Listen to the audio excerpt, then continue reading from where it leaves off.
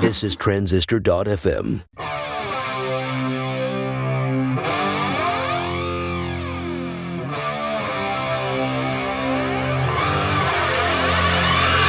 Welcome back to the Product People Show. It is 2018, brand new year. Hope you had a great holiday. I'm back today with an interview with Josh Nielsen from Zencastr. You're really going to like this one, especially because Josh is very humble. He has all these comments like this. I mean, I think there are some good takeaways, but I really do think like most of it is like A, I got lucky, and B, I just kind of kept moving. So with honesty like that, you know it's going to be a good show. This show is sponsored by Mega Maker Club. This is my community for product entrepreneurs, developers, designers, anyone looking to launch their own thing. megamaker.co/club. We don't always have registration open, but it is open right now, just in time for you to kick things off for the new year. All right, megamaker.co/club. It was previously Product People Club, but we changed the name. All right, let's get into this interview with Josh.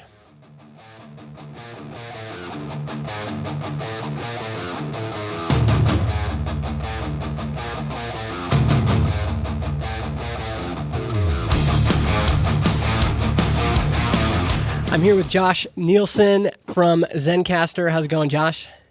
Hey, how's it going? And where are you calling from today? I'm in Salt Lake City, Utah. Salt Lake City, Utah. And the last time we talked, you were in Thailand. And I think that was, it was a couple years ago. And you had only been working on Zencastr for a little bit. Maybe just quickly describe what Zencastr is and who it's for. Yeah, Zencastr basically helps podcasters record their remote guests in studio quality. It does this by doing what's called a double-ended recording, where you have everybody open up our web application, and when you hit record, it records everybody locally on their end, and then sends you each a separate solo track per guest once you're done. And this is in contrast to what people commonly do, where they record with Skype, which can be subject to having VoIP artifacts and inconsistencies in the quality throughout the call due to the network conditions. Yeah. And how did you come up with that idea in the first place? Like, how did you know that that was even something worth pursuing? Well, I was pursuing a different idea where I was trying to make a digital audio workstation in the browser, because they just come out with all these neat tools to play with audio in the browser and synthesize audio and stuff like that. And, I just was starting to realize that A, it was really early for that idea, still is, and B, it was a huge amount of work.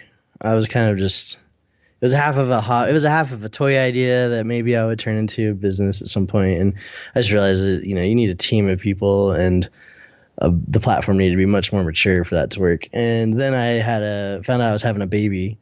And so I was like, okay, I need a quicker path to revenue, and something that's simpler. And anyway, along that time, previously when I was working on an even earlier company, someone had told me, hey, I don't know about what you're doing here, but podcasters have this problem dealing with audio, getting their audio something. I didn't even really know what he meant. I didn't even really ask. I didn't care at the time, and because I was totally focused on what I was doing. But it kind of stuck in the back of my head. And when I was looking for a new idea, I was like, I wonder what I can take that will use my, this knowledge I've learned about this audio stuff in the browser and apply it to something a little bit different. That had a more kind of fixed scope, or so I thought. And so I knew some people who had podcasts, and I started asking them, hey, is there a problem here? What's going on? And as I started to hear them explaining, the problems that they had, I could see, that this brand new technology, would allow for a new solution that didn't exist before. And so I was like, I could build that in in a month. And so I started working on it. 6 months later, I had a beta for people to try out. And yeah, I kind of went from there. So it took a little bit longer than you thought. Yeah. I'm probably years behind where I thought I would be right now at this point, just because it's been such a crazy technical endeavor that has definitely put me in over my head a few times. And at the same time, the browsers are still kind of shaping up how these APIs for doing the audio stuff works, and so things change every time they do a release. And so there's been a lot of kind of adapting, and it's kept me on my toes for sure. And what year was that? That was 2014 when you started like talking to people and working on it? Yep, November 2014. Okay. And I just want to pause there because there's been this trend as I've talked to like more and more people. You started by kind of looking at this emerging technology in the browser and trying to build a business out of that. And then you realized that wasn't going to work.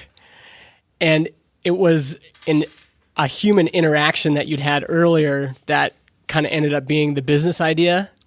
Do I have that right? Yeah, I mean, I definitely came kind of full circle from being, having a solution in search of a problem to then kind of hearing that what a real problem was and then adapting the solution to fit that, I think. Yeah.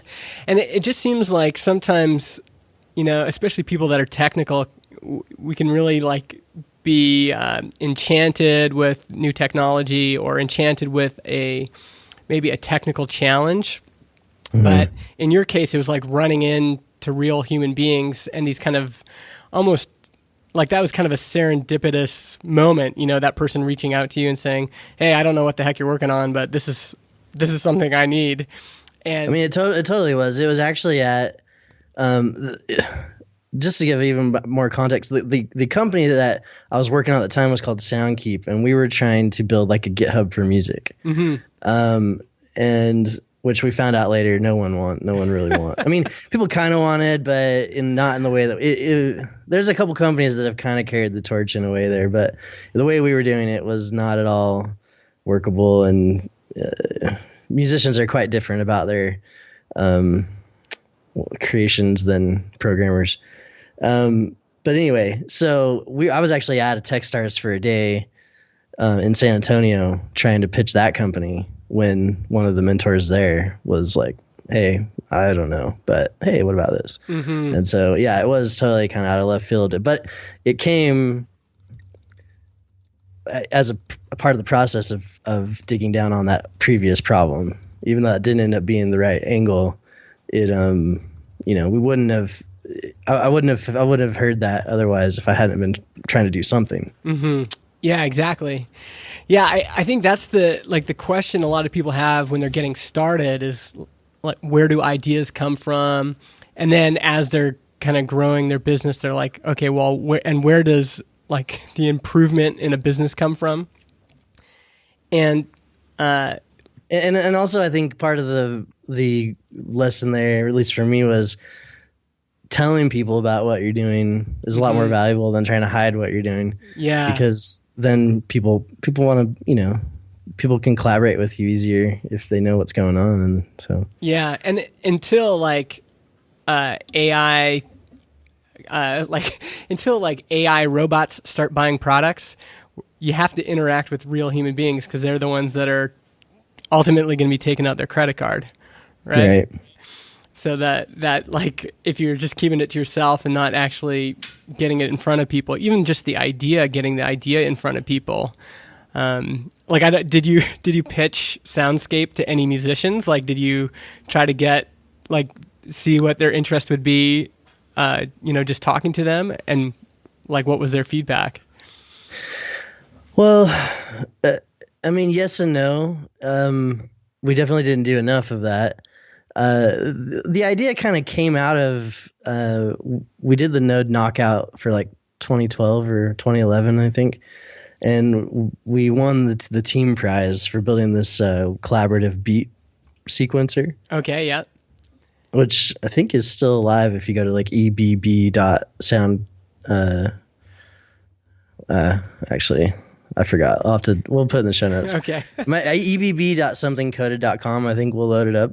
Yeah. It's real simple, but it's a cool, real fun, like social experiment where people could make beats together live in real time. Yeah. And we were like, and it was popular enough to win the contest, and it's like a popularity whatever. Yeah. So like, oh, maybe there's something here. Maybe we've struck a chord or something.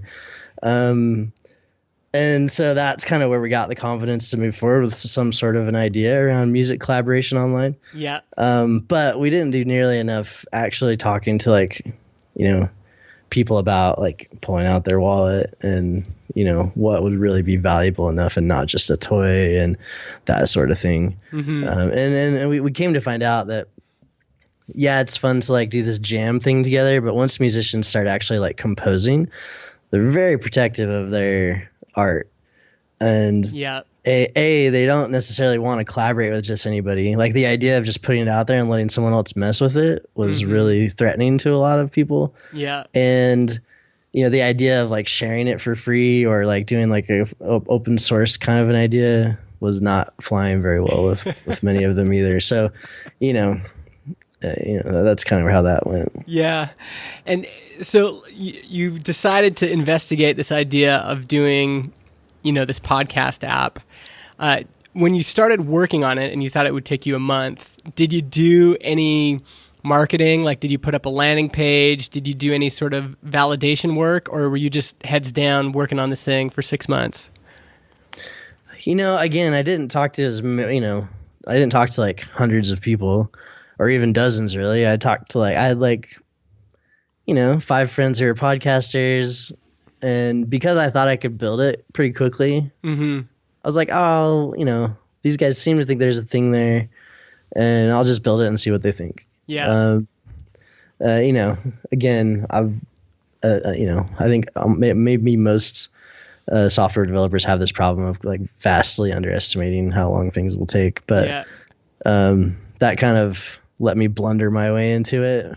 Yeah. It was a bit of, looking back on it, I basically got lucky that it worked. But, at the end of the day, I was having fun. I didn't quit my normal job at that point. Yeah. I was doing contract development at the time, and so I just pared my hours back to like 20, 30 hours a week. And, if it had flopped, it wouldn't have been that big of a deal. Yeah. And did any of those initial friends of yours, did any of them become customers? No. I don't think so. But what it is kind of like most of like one of them isn't podcasting anymore. The other one was not like a host. He was like a kind of the co-host on the show. Yeah. And so he wasn't the one that was really his host. I think has used the service. I haven't checked recently. Yeah. But the friends of theirs and that through that their podcasting network that they're associated with are definitely paying users of the service. But yeah, no, it's kind of funny in that regard. Like most of the people that I've worked with closely on like getting a lot of feedback, even through the beta plan, that were really, really helpful and, excited about the service aren't paid users, I don't think right now. But part of that is podcasters churn a lot. Mm-hmm. Like there's even if the service you're providing for them is perfect, it takes a lot of work to keep a podcast going and staying involved with it and stuff. Mm-hmm. So, that's one challenge to the business, I suppose. Yeah. And the reason I bring that up is it's always interesting to hear like who people thought would be their customers and who ended up being their customers. Yeah. I mean, another thing is I have a very liberal free plan. Too liberal, actually. We're probably going to have to rein that in a little bit at some point. And so people need to get in now. Yeah, exactly. So that's part of it. There's a lot of people that are even like using it for, business purposes that are happy with the free plan. And that's okay for now because I want to try and offer some more follow-on services to bring those people into paid plans. And I've got some ideas about in the future how to monetize the free users as well. So I'm not super, as long as I can cover my costs and keep some growth going, I'm not super worried about getting every last dollar out of it right now. Mm-hmm. So we'll see. And so I want to kind of go back to something you said too. You mentioned briefly that you felt like you got lucky in a way. What do you mean by that? Like, what role did luck play? I think I was just in the right place at the right time. For instance, like right when this technology was shaping up, I kind of caught wind of this idea. This idea of doing a double-ended podcast recording has existed since, well, before podcasting. It's a radio technique. Mm-hmm. They used to radio stations. I mean, I think they still do this. They have sister stations in like other parts of the country or the world, where if they want to record two people talking, they'll have one person come into the studio over there, and then this person do it here, so they can get a good studio quality recording of each person. For later. So, because most of them are not live, like it sounds like on the radio. Mm-hmm.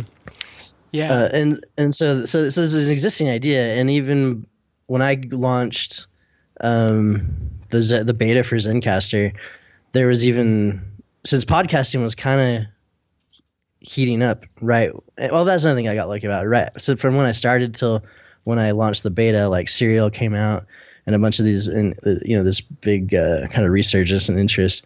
But like there was a company called PodClear, and they were trying to capitalize on this new resurgence and interest, and they built desktop applications that do this. But you got all this friction about how to get them to install it and all this stuff, and it was kind of funny because I've since met these guys, great people, and I would have done the same thing in their situation. But when I launched the beta, within a week they announced that they were going to be working on a web version, because it was just it was like, this is obviously where this tech is going. Yeah. And they ended up getting bought, and then by Blab actually. Interesting. Wow. And so like you were working on this November 2014. So obviously you didn't make any revenue on this in 2014. 2015 rolls around. So you launch in like April. Is that right? May 2015. Yeah. Okay. May 2015. And so, did you launch to paying customers? What was the launch like? No, I ran it in a free beta forever, and I probably shouldn't have done that. I made probably things a lot harder on myself than I had to, but it's tough because like people don't care if your podcast recording software works like 80%. You know? Yeah. like stability and reliability is a huge part of it, and when I started building it, I didn't realize at the time it actually wasn't possible to do. And like it became possible as I was building it. Yeah. And so I've been really riding the bleeding edge of the technology, and I mean there's still some there's still some things that need, like, issues and problems that can happen in recordings, like with audio drift and things like that the browsers aren't, they're gonna be fixing it, but it's not there yet, and we're just gonna have to kind of work through it until then.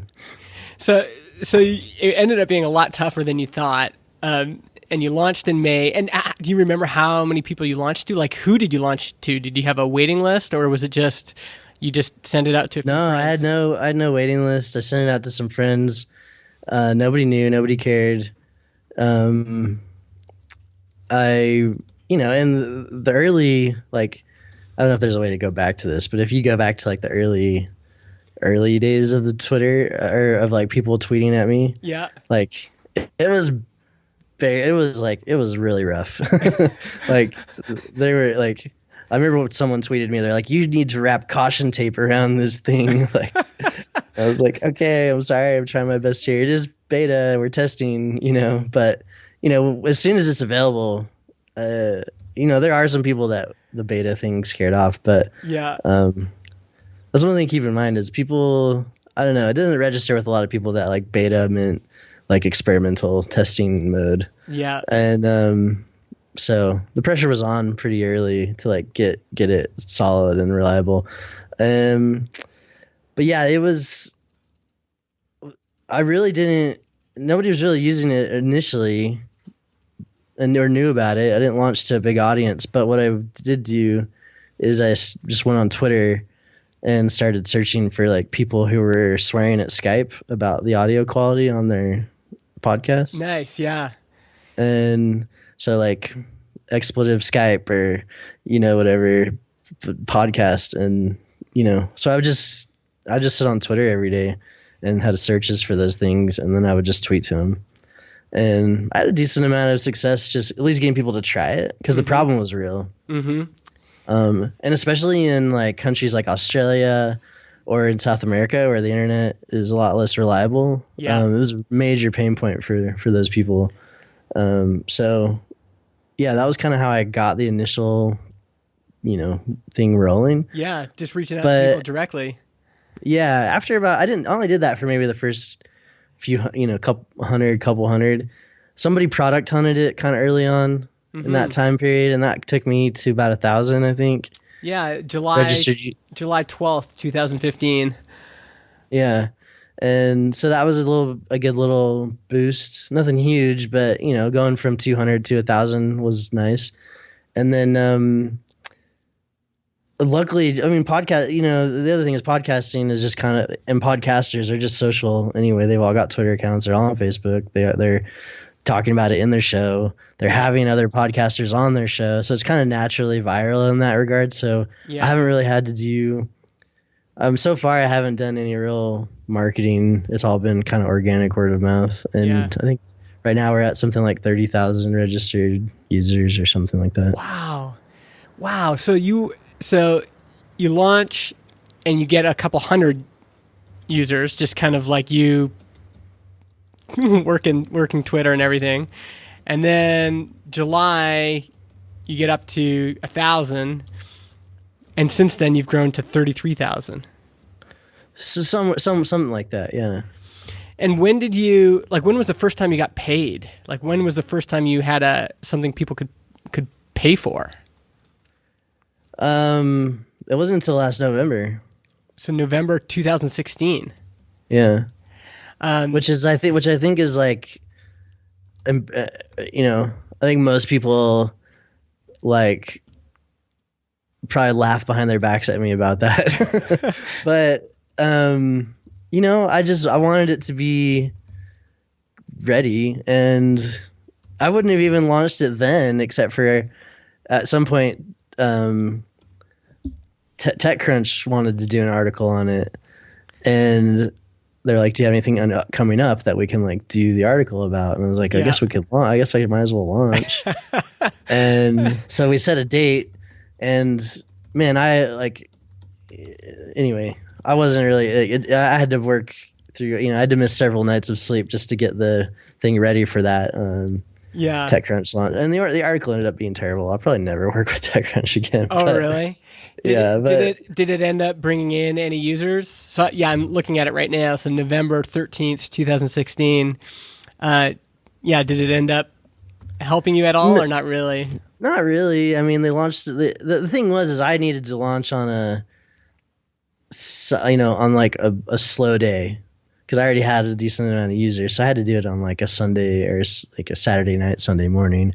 And they wanted to do the article right then. And so they posted the article at a bad time. TechCrunch readers are not necessarily like my target. Yeah. I don't know if I thought about that much at the time. Mm-hmm. And, they didn't really ask me very much. They didn't do very good research. Yeah. And I gave them a bunch of new artwork. I just redesigned the site. They used the old stuff.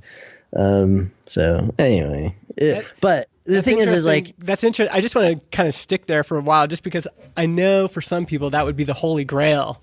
It's like, oh, if I could only get on TechCrunch, then everything is going to be okay. Like, I'll get thousands of users, and that's basically the only thing stopping me from being successful is getting on TechCrunch. But I've heard other people have similar stories. Like, it's not.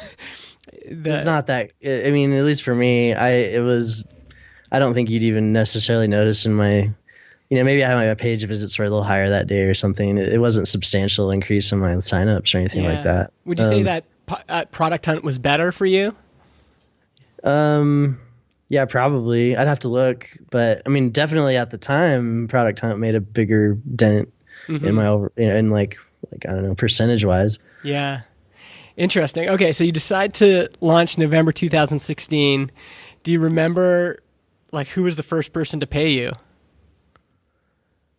Or the first? Is there? I know who it is. I probably can't, like, I don't know if they've revealed that they use Zencastr in public or not. So okay, but was it? It was a beta user that was already on. It was somebody who had used the service for a long time. I've got a lot of users who have been with it since early beta days. So, there's some of them stuck around. Yeah, and some of them, like, I think something like the first month. Let me just look real quick. It was like eight or 12,000. I think did $12,000 in revenue the first month. Wow. See, that's pretty crazy. Maybe people made fun. But I had been building up for a long time. Like so I had at that point, I don't remember, but it was something like at least 10,000 people in the registered users. Yeah. And so I had at least that many people who I could just blast it out to. Yeah. I mean, you were just saying some people kind of made fun of you for waiting so long to launch paid plans, but there's not very many SaaS apps that launch into that into 5 digits even, right? Like that doesn't usually. You start really low, a couple hundred, and then the next month you do more, and the next month you do more, and that's why they call it the long, slow SaaS ramp of death, right? It takes a long time. Yeah, I mean, I still feel like I'm on that ramp. I just popped the clutch a bit, I guess. Yeah. And so, but it definitely was stressful not having that revenue for a long time. It meant, I mean, the reason why I did it that way is because I didn't want to, one of the reasons why my previous attempts didn't work is we quit our jobs and ran out of money. Mm-hmm. And I didn't want to have a limited amount of runway. Mm-hmm. That meant that I couldn't devote all my time to it, and it took a lot longer to get to where I wanted to be. But once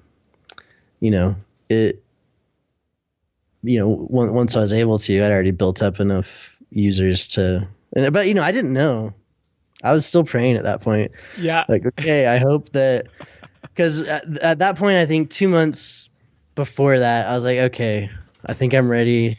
I'm close enough to launch. I'm out of money, but so I think I took out like 20 grand. I applied for like 5 credit cards at once, so they wouldn't see each other, like they wouldn't register, so I could get. And then so I got like 20 grand in credit, quit working, and then spent that 2 months launching. And then at that point, I was like, okay, I either can, either this is gonna work, or I'm probably gonna have to go get a job. Yeah. Yeah. So. I mean, that's pretty good. So how many users did that represent? Like, you had 10,000 registered users. How many ended up converting that month? I think I told you this before the call. I'm not that great at like tracking things and knowing things about the business. Because wasn't it like $20? Because the TechCrunch article says it's $20 initially per month, right? Yeah, it's always been 20. I mean, the first person, the first guy that I asked about this, who was a podcaster, I asked him, like, hey, how much would you pay? He said $20 a month. I was like, okay. So that was kind of where my pricing came from. Yeah. So that's he's an advisor in the company now. But. Cool. So that's like 600 paying users your first month. That's pretty good. Yeah, I mean, I was hoping that it would get at least enough to cover, I was like, if I can get, 6 or 7 grand a month out of this, then I was like 4 or 5, I was like, I could probably make work. Yeah. So. Yeah. So great first month. And so how did it grow from there? You'd launched, you probably still have some headaches around the product. Like, maybe talk a little bit about that, because a lot of folks just kind of lead up to launch day and then they're like, okay, they think it's going to be smooth sailing. But do you remember any of the struggles you had back then, right after you launched?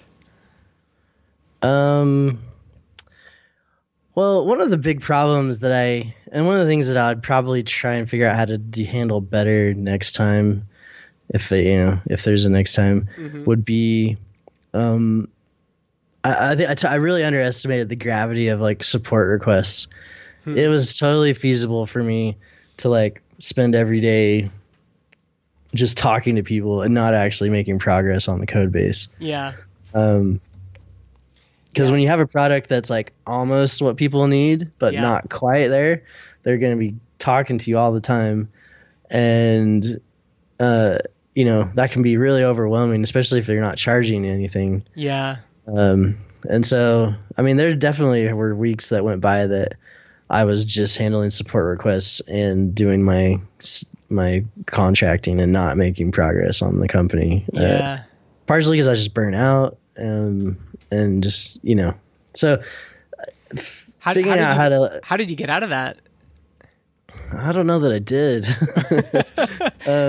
I mean, now I have help. I have customer support reps that help me, field most of the stuff, but they're not like developers. And so a lot of the stuff, if it's a bug, it's hard for them to logically reason about what might be causing it if they're not familiar with the inner workings of it. So a lot of it I still do have to handle myself. But it is getting, and for the first, I mean, it wasn't until a couple months ago that I took my personal email off of all of our, transactional emails that went out. Yeah. Which I still feel kind of bad about, but it just got to be too much, having those come directly to my inbox. So, now those go to the support tickets. Yeah. And if we kind of plot your growth, because that was a year ago, right? That's November 2016, and now it's November 2017. Where are you at now? You said 33,000 registered users. What are you doing in MRR now? So there's about 30,000 registered users. The MRR is around 33,000. The actual net is maybe 5,000 more than that because people sign up for yearly plans, or I also have some other revenue that's not recurring, like free users can buy like a la carte post-production credits and things like that. Okay. Gotcha. So, and how many paying users do you have an idea of that? Yeah. I guess we could do the math on that. Just even 1,500-ish, something like that. Okay. Wow. Yeah. That kind I can give you a real number if I let's see, get my metrics. So about 1,700 paying customers right now. Cool. Yeah. So you've basically been able to double the number of paying users and the amount of monthly recurring revenue in a year. What have you been doing to make that happen? Like, has it just been organic? People are just sharing and telling other people about it? Yeah, I've just been keeping my head above water, really. I think there's actually a lot of headroom as far as like, if I wanted to like really crank up the volume on the marketing and stuff. Yeah. I mean, I still haven't done a lot of stuff that, I did some consulting with you or you with me a while back around, just how to like fix my user flow and A/B test the login page and stuff. And I still haven't even had time to do that. Yeah. So I think there's a lot. I think I could really, pump it up a little bit more if I had time to focus on it. But, I'm at kind of this place where I'm trying to figure out how to grow the company in a way that keeps it fun. Because like my goals going into this were I want to be economically, financially independent. I want to be geographically independent. So I want to be able to, my wife her family's from New Zealand. She's always dragging me over there, and I want to be able to like work from cool places, and I kind of have to sometimes. And the other thing is I wanted to be decision making independent. So I didn't want like, investor. I hated the dynamic of like trying to get investors to like believe in you, because you just feel like you're trying to impress these people and you don't know what they want, and and you end up catering to the investor rather than the user. And so I was like, I don't want at least initially I wanted to like get bootstrapped to profitability without that. And then, co-founders also can be tricky, if you're not all on the same page, you can kind of compromise everything into, a subpar product and so I wanted to be able to kind of be, if I say that this is the way it is, then this is the way it is, for better or worse, just to cut out the, the time spent deliberating and compromising on things. Yeah. So with that said, now I'm reaching this point where it's like, okay, well, you probably need to have like an office and a bunch of people where, working and helping you. And, you might want to try and raise some money to dump into marketing and to be able to hire a CTO so you can focus on, and all this stuff. And so, or to hire a CMO and trying to figure out what do I really want out of it? Cause it takes on a life of its own. If you don't really grab it by the horns and say, this is what I want this to be, it'll become something, and it may not be what, because I kind of created this so I didn't have to have a real job, and the other thing that I thought I wanted, well, I still want this, but that I thought was possible, is like I wanted to work like 10 hours a week on something. I did not pick the right product for that. How much do you think you're working? All hours a week. I mean, there's never time that I don't have stuff to do. I mean, here's another problem with me and growing the company is I'm I'm great at like, for 3 months I can work, 15, 20 hours a day, but then I need like a month of like really slow, and that's how I get the stuff done, is like, kind of like a, I don't know, manic, and then what's the other one? Manic depressive kind of a thing. Maybe I'm crazy. I don't know. But like, I work really great in like spurts. Yeah. But what it requires now is like steadiness and consistency. And that's not what I'm good at. Mm-hmm. And so, yeah, trying to navigate that. So to answer your question, sometimes like when we just did a big launch to move away from using Dropbox to our own cloud storage, and we had a solid deadline on that because Dropbox was turning off their API. Okay. And I didn't sleep for like 4 days straight working on that. So that was like the most I've ever worked on it. Yeah. But then, and then there's sometimes when I just kind of go into maintenance mode and, I'm not programming much and just trying to keep, handle any support requests that can't be handled without me. And, and sometimes those, but I've never 10 hours a week. Yeah. That part of the dream didn't come alive. No. I mean, this is an interesting point for you. Like you've kind of got to the point now where it's profitable, where it's growing organically really well. But yeah, if you're going to get to the next stage, you have to make some decisions, right? Like, are you going to hire like a bunch of full-time staff? Are you going to have an office? And then you also have to figure out what your role is going to be in the midst of all that, right?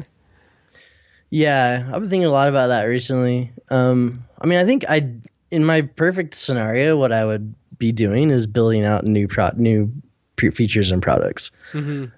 That's what I like doing, is breaking new ground with and programming most of the time. Yeah. So, we want to start offering hosting plans soon. I'd love to just lock myself in a room for a few weeks and build that and not have to worry about anything else. Yeah. But, one of the things I've learned is you can't really hire people, or at least it's very hard. I haven't figured out how to hire people to do something that you don't know how to do. Interesting. To bring someone on to you can bring someone on to do something for you, but you're not going to get out of having to deal with that yourself, at least initially, and without having a lot of trust with this person as well. Yeah. Because, I don't know. Maybe other people have found the magic bullet there, but it tends to be that I have to dig in and learn how to do it myself, and then I know exactly what I need and who I should hire and what I should expect from them. Yeah, and then I maybe can kind of back off from there. But yeah, I think that's a pretty common obstacle and there's even some wisdom in that of not hiring anyone for a role that you haven't done yourself, at least a little bit, so you have some sort of sense of what's actually involved in this, and and even how would you know they're doing a good job? Because the best feeling is when you hire someone and then they come along and they are clearly better than you were. But unless you have that baseline of knowing, okay. You might not know how good they are. You might not know how bad or how good they are if you don't have any kind of a baseline, like you said. Exactly. Yeah.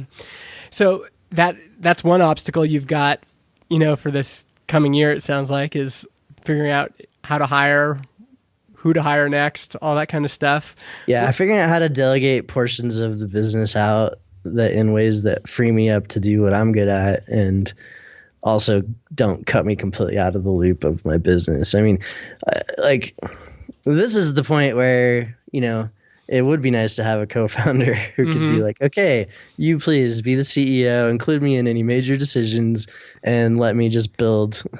Yeah. But now it gets very complicated if you want to bring in, some sort of a high-powered CMO or CEO to kind of push you to the next level, because they're going to be very expensive, either cash wise or equity wise, or probably both. Yeah. And,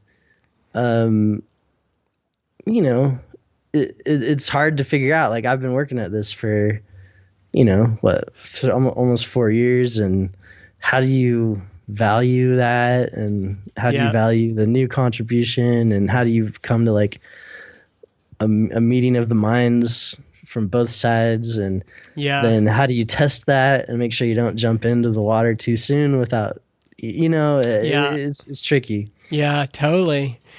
And do you think, because it sounds like, well, we touched on this a little bit, but in terms of what you're planning on improving in your business this year, and one thing you mentioned was new features and new products. Is there anything else that you'd like to get out of the business this year that, that you've thought about? 2018 would be great if we, grew to this many users, or we were able to implement this, or I was able to, cut myself out of customer support. What kinds of improvements are you looking for in 2018?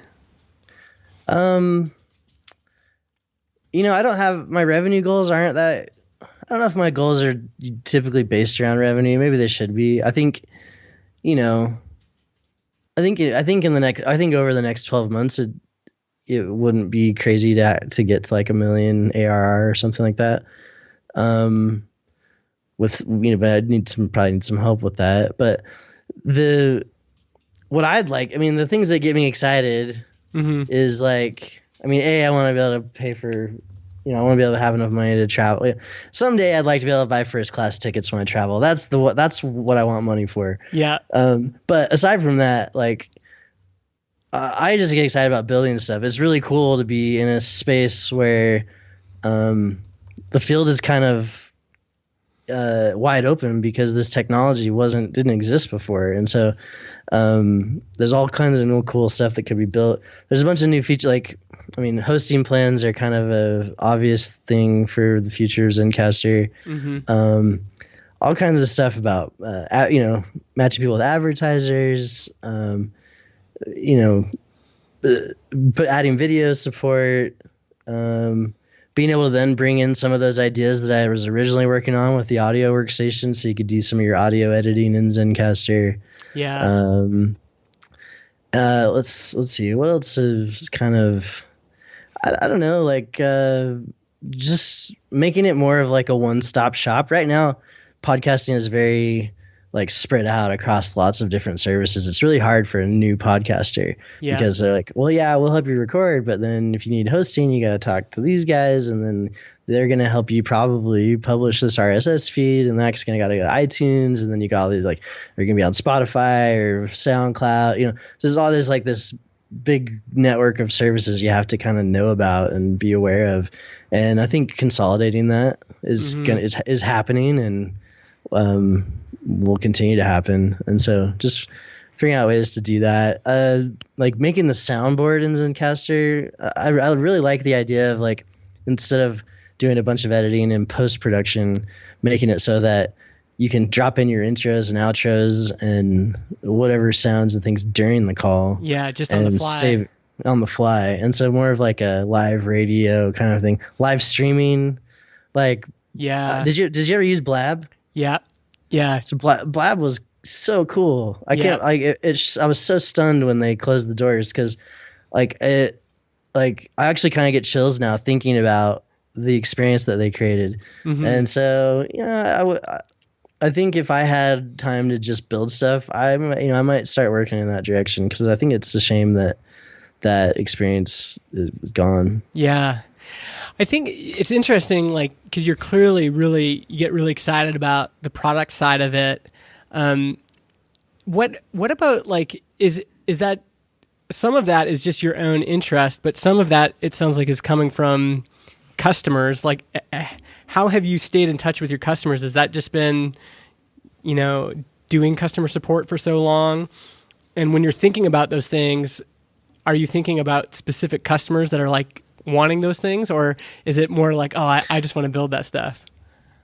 Yeah, all of the above, I think. I mean, it's definitely a rush when you see somebody tweeting like, oh, wow, this is the coolest new thing I've ever, mm-hmm. on Twitter. Like, that's great. Yeah. It also is a real downer when someone says something bad, but yeah.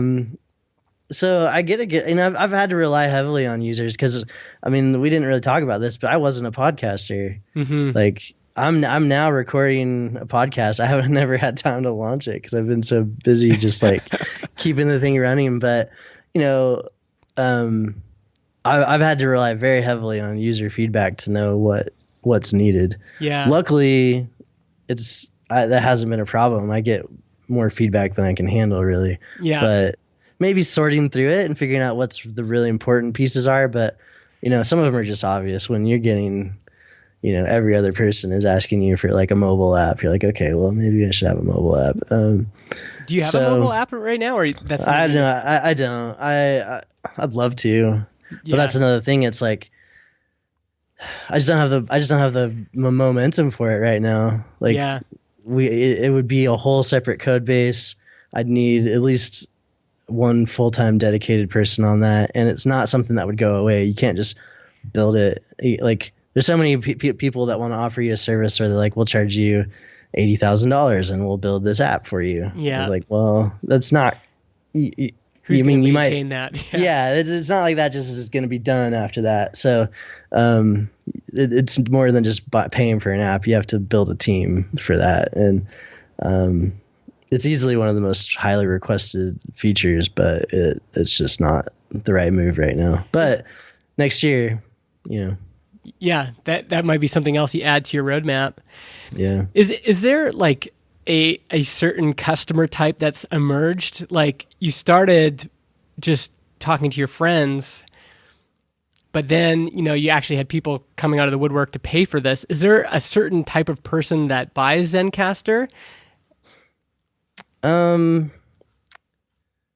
That's a good question. Again, I don't know enough about the broad demographics, I think, as I should, but one thing I've learned is that there are definitely different categories of users. Like, you got the kind of the brand new,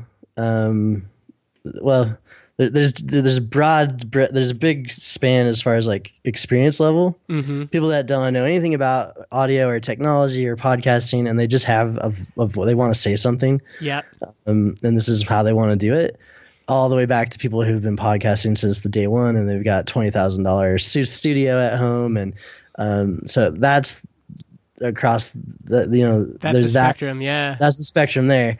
And then but you've also got, like, as far as, like, I guess you could think of it as like business mindedness. Mm-hmm. A lot of these are like college kids playing League of Legends and want to talk about like the latest hero that became available, or whatever. And that's why I always want to keep a free plan, because I love facilitating that, and I think that's great. Yeah. The hard part is those ones typically want to have, those are also the people that want to have like 5 people and all their friends. Yeah. And so try figuring out how to have the free plans be more permissive in that way, but still, finding ways to keep business users. Anyway, I'm rambling there, but yeah, it goes on to like, then you've got, I think the people who are doing well, or who are actually like making money podcasting are people who have a side business or a side product, and the podcast is the funnel for them. Gotcha. And then you do have that top tier of people who've got, hundreds or thousands or millions of listeners who just run ads and that's their thing. But most, I would say that's very rare. Yeah. So you'd say most of the people paying for Zencastr are folks that, they have some sort of product or service and they're using the podcast as marketing. Yeah, people are using it as a marketing channel. It's sure. It's interesting because I think when people are dreaming up ideas, like if I was dreaming up a podcast app, I'd be like, oh, it'd probably be. I think of a lot of hobby podcasters, or people talking about their favorite board games or their favorite video games, and then maybe I can think of really popular podcasters that make lots of money in ad revenue. But for you, like the customers that have emerged are kind of these business people that are, this is just like another way for them to communicate to their customers, right? Yeah. I'm seeing more and more that like a podcast is just kind of becoming another facet of like your marketing strategy. It's like you're going to need to blog, you're going to have maybe do your SEO stuff. Let's get a podcast going. Yeah. It's like one of those boxes to tick. And that's why it's really important that it's super easy. Yeah. Because it's not like their sole purpose, right? Yeah. And for a lot of them, it's like the way it's being sold to them is like, hey, you want to have blog posts, but those are kind of hard to create and do well, and they take time. But if you just have 45 minutes, like a lot of what's happening is like producers are getting clients and then telling them, hey, give me 45 minutes of your time. We'll meet you at Zencastr. I'll schedule it. You come in, they'll come in. I'll be there. We'll record. I'll edit it for you. Bam. So it's really just like, so in a lot of time, in a lot of cases, the host is not even pressing record. Like, yeah, it's these other folks, and it's so interesting. Like you would have never been able to guess that back in. Now I'm going back again. Back in November 2014, you'd have never been able to guess that those would have been your paying users, really, right? Because you didn't have the information. Yeah, I had no idea. Like, I had no idea about the business or economics of podcasting or like any of it. It was really just kind of like on a whim because this guy told me he'd pay me $20 a month. And maybe we'll end on this. Make this the last question, but kind of along those lines, what do you think aspiring product people get wrong about building products? What mistakes are they making early on, or what kind of wrong thinking do they have? I think I think the information gathering phase can take too long. I think a lot of people just read books and books and books about business and don't ever actually get started. Yeah. I think that so put something out, like even if in your case, if you hadn't been working on Soundscape, Soundkeep is what it was. Sorry, Soundkeep. You would have never met that guy at Techstars. You would have never heard that thing. It was the process of making things and putting it out that. Yeah, you got to put your neck out there, and even heading in the complete wrong direction is going to be faster, I think, in a lot of cases than trying to read books about what you should do forever, Yeah. The other thing is like, depending on what your business is, but it was really struck me how useful Twitter is. And even though people like get down on Twitter's business model or whatever, I own stock in Twitter because of this. I'm like, yeah, it was so important, for me to be able to access those people. Like in the future, I probably, if I was having like a consumer facing product at all, I would probably not do anything unless I could find dozens, if not hundreds of people complaining about this problem on Twitter. Cause that's what people do on Twitter is they complain. Yeah. And if they're not complaining on Twitter, then maybe there's not a problem. Yeah, that's great. I think we'll end it there. Josh, thanks so much, man. Folks that are interested in Zencastr can go to the website. It's Zencastr.com. And Josh is on the web at Josh on the Web. He's on Twitter at Josh on the Web. And then there's also Zencastr Twitter handle. Anything else people should know about? No, I think we covered it in depth. Perfect. Great. Thanks so much for doing this, man. Yeah.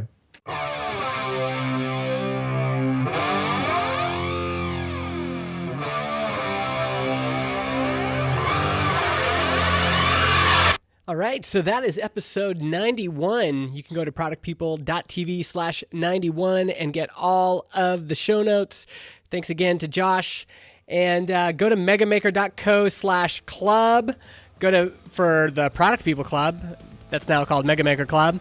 And go to megamaker.co/profit if you want me to email you all of these case studies, including one from Brennan Dunn, Nick DeSabato, lots more coming up in 2018. And I will see you next time.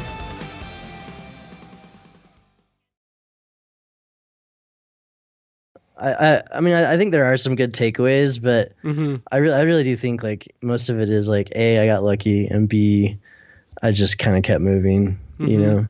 Like, yeah, but there's some key things like I think Twitter giving you access to what people are complaining about is an interesting insight. Because often people will try to pull it out of folks, like, "Hey, what are you struggling with?" Or, whenever I get that question, it's usually they're asking me at the wrong time. Like, if someone emails me and goes, "Hey, I really want to know what you're struggling with," I might not be struggling with anything at that moment, but if you look, on my Twitter feed, I've probably complained about dozens of things, along the way. Or if you were working in my office here with me, you might be able to observe me like swearing or getting frustrated with something. Then you can see it, but just like emailing someone out of the blue and going, "Hey, so what are you struggling with right now?" Nothing. Yeah, I agree, because I get emails like that too, where especially like it'll be existing services that I use, and they're like, "What's your biggest pain point?" Because they're trying to build out new products. I'm like, I don't know, man. Yeah. But like, I bet you could even like if you just search Twitter for like fuck. Yeah. And just browse for a good while, you'd start to see like them complaining about something that maybe you had an interest in, and then you could like go from there. Totally. I've often searched "so frustrated with," and there you go. If you like search that, it's like number one is like "so frustrated with Sprint right now." Podcast hosting is provided by Transistor.fm. They host our MP3 files, generate our RSS feed, provide us with analytics, and help us distribute the show to Spotify, Apple Podcasts, and more. If you want to start your own podcast or you want to switch to Transistor, go to transistor.fm/Justin and get 15% off your first year.